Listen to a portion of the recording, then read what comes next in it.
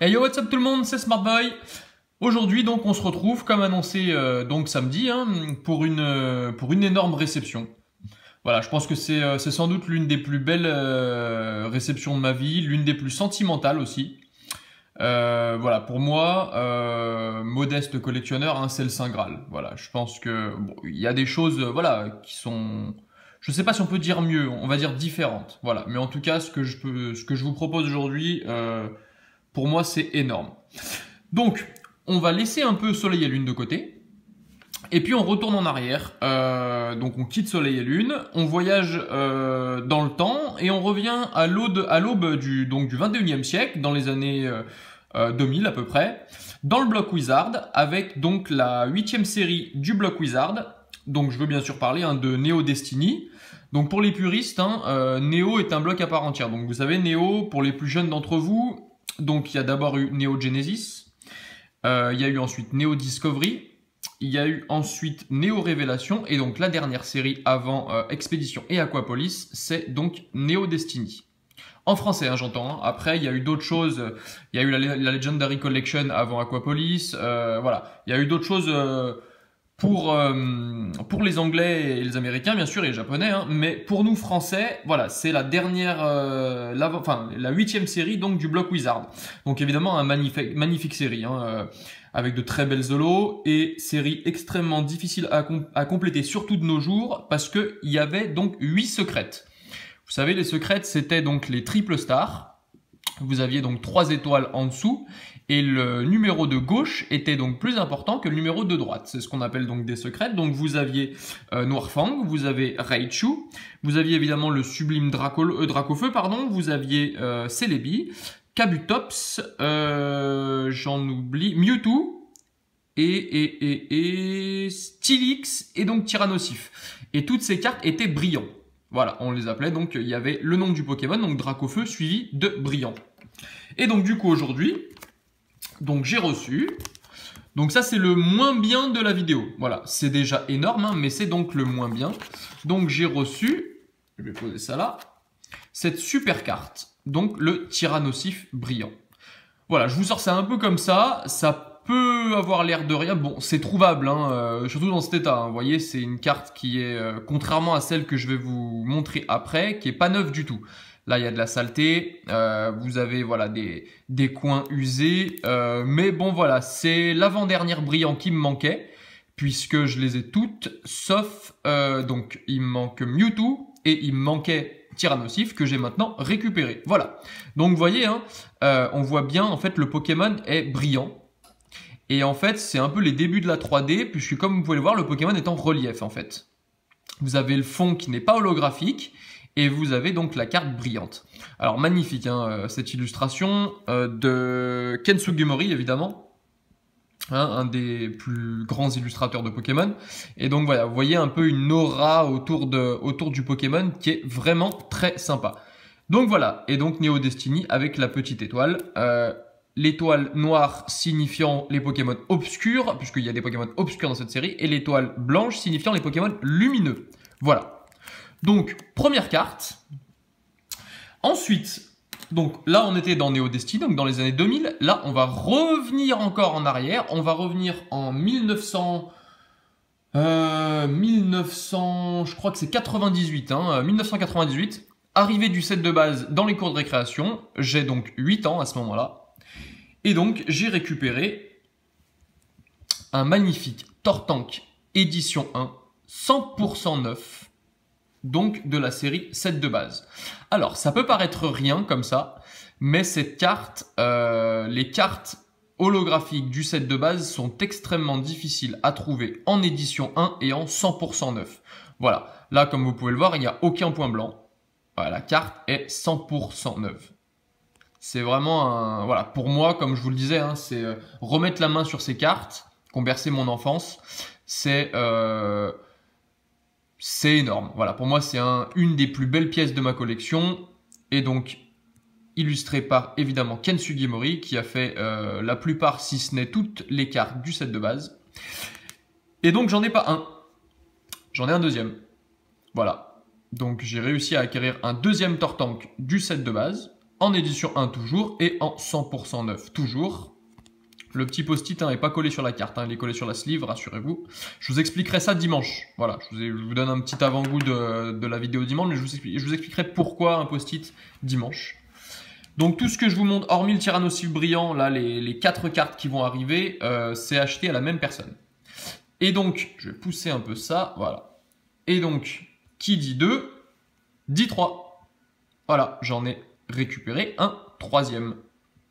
Alors vous allez me dire, mais pourquoi t'en as récupéré 3, ça sert à rien? Mais en fait, j'ai eu une bonne opportunité. C'est un vendeur de ma région qui, je vous expliquerai après comment j'ai réussi à avoir ces cartes.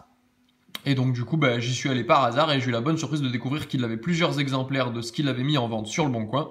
Donc voilà, c'était une bonne opportunité, j'ai tout pris. Et donc maintenant, on arrive au clou du spectacle. En tout cas pour moi, c'est mythique. J'ai récupéré...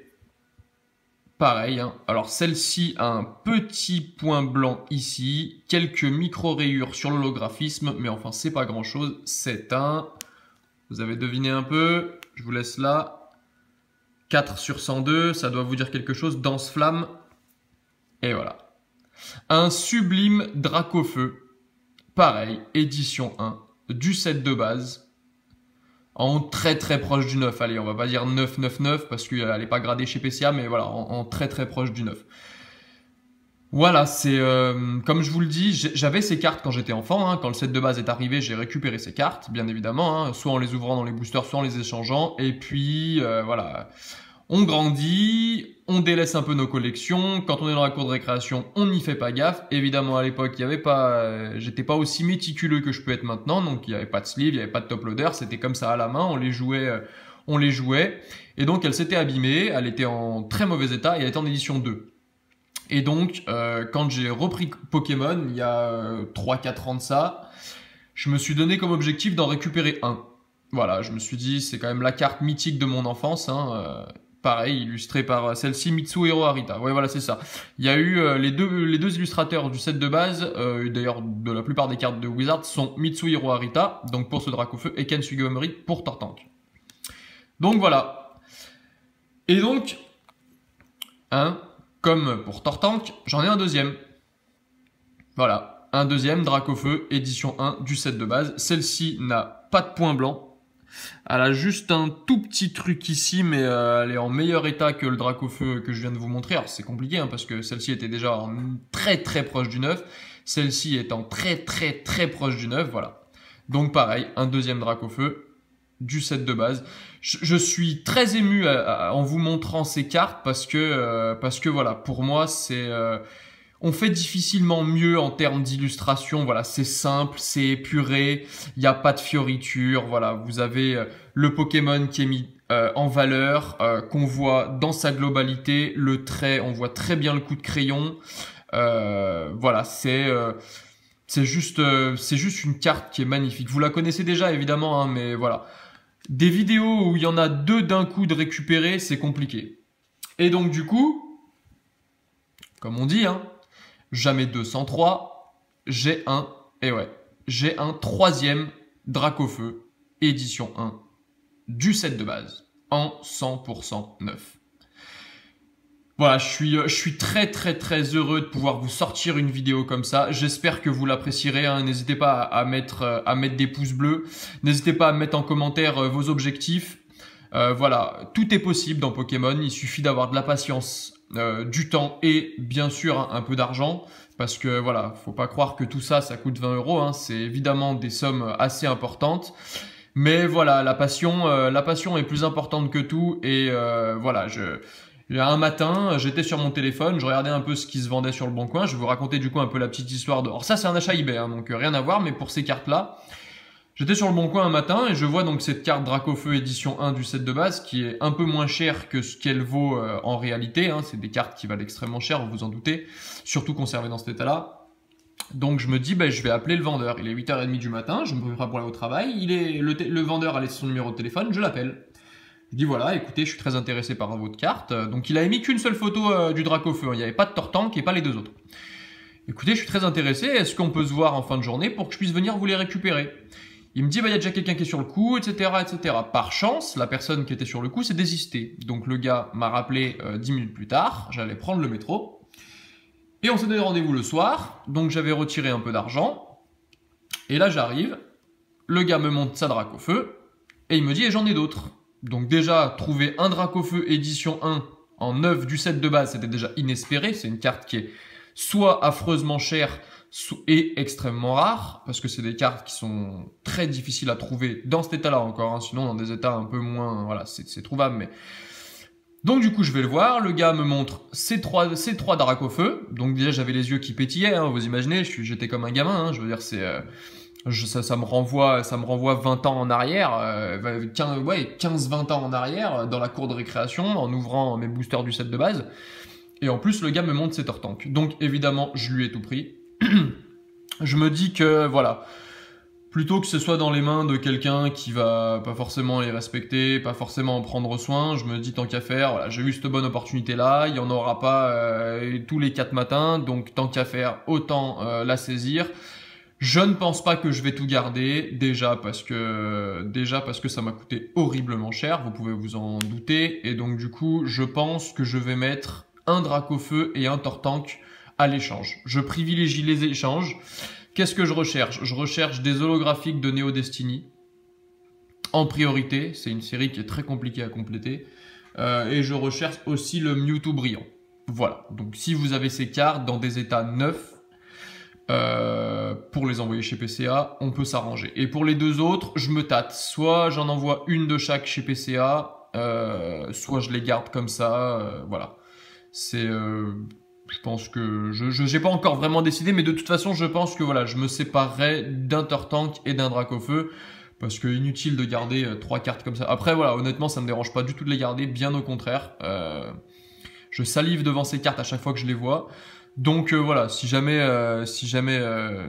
personne n'est intéressé, je les garderai sans problème, ça ne me dérange absolument pas. Voilà, et ben on arrive à la fin de cette vidéo. J'espère que ça vous aura plu. Si ça vous a plu, voilà, n'hésitez pas à mettre un énorme pouce bleu, à partager la vidéo. C'est voilà, pour moi en tout cas, c'est des vidéos de réception qu'on voit pas souvent, très rarement sur YouTube, ni d'ailleurs ailleurs. Hein, voilà, trouver un Dracofeu et un Tortank du set de base 9 déjà, c'est déjà inespéré, mais en trouver 3 de chaque, c'est déjà énorme. Et puis le petit Tyrannosif brillant que j'oublie, mais qui est quand même une carte, voilà, qui est trouvable. Celle-ci est pas dans un état neuf, hein, j'en conviens bien, mais ça reste quand même une carte. Et vous voyez, c'est ça que je vous disais, les triple stars. Pour les plus jeunes d'entre vous qui connaissent pas, voilà. Donc 113 sur 105, donc c'est une secrète, et donc du coup, il y a 3 étoiles pour triple star. Je vous ferai un jour une vidéo de mes cartes brillants, hein, si vous voulez, voilà, quand je les aurai toutes complétées, et puis je vous montrerai un peu voilà. Donc, ben voilà, on arrive à la fin de cette vidéo comme je vous l'ai dit. Un petit pouce bleu, partagez bien la vidéo, ça me ferait extrêmement plaisir. N'hésitez pas à aller liker la page Facebook.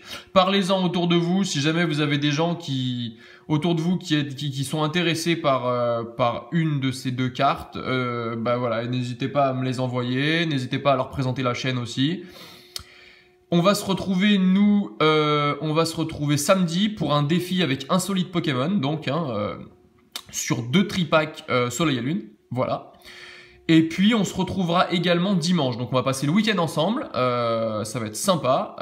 Dimanche pour une vidéo un peu tutoriel pour comment bien envoyer ses cartes chez PCA.